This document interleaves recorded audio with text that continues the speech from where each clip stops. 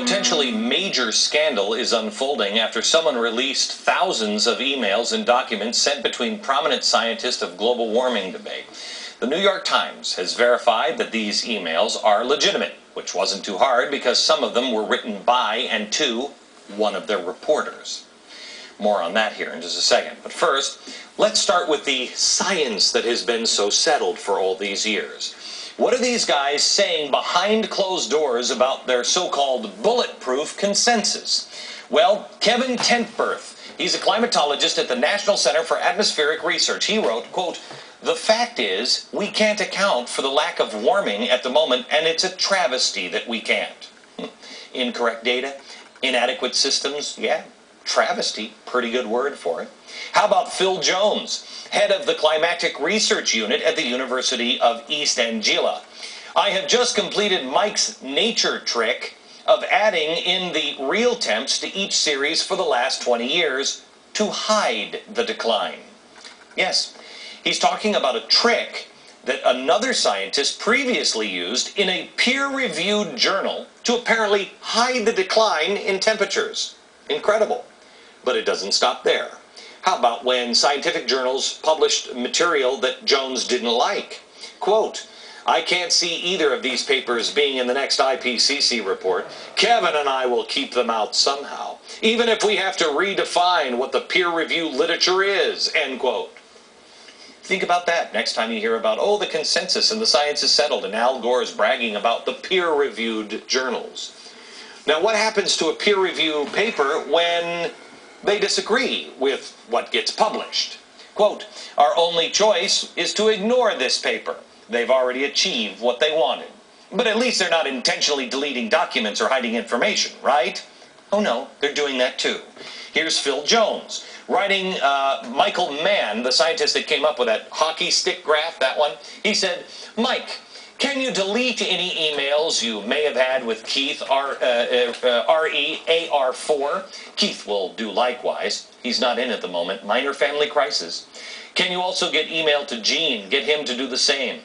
I don't have his new email address. We'll be getting Casper to do the likewise." Count them. There's Jones, Mike, Keith, Gene, and Casper. Whoever they are, potentially deleting emails, supposedly about supposed science.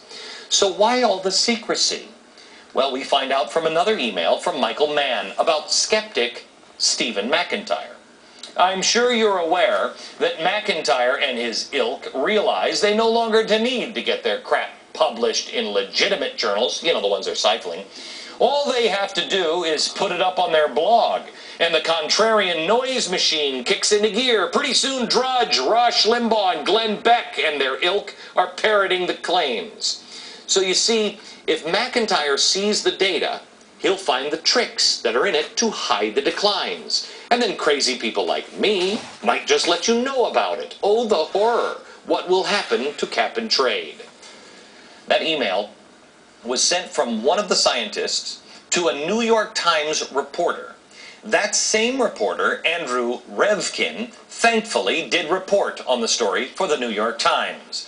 But he will not post the documents because, quote, "the documents appear to have been acquired illegally and contain all manner of private information and statements that were never intended for the public eye, so they won't be posted here." Oh, well, I know the New York Times would never post or print anything that wasn't intended for the public eye, like maybe the way we monitor terrorists or specific strategies to protect our troops in the field.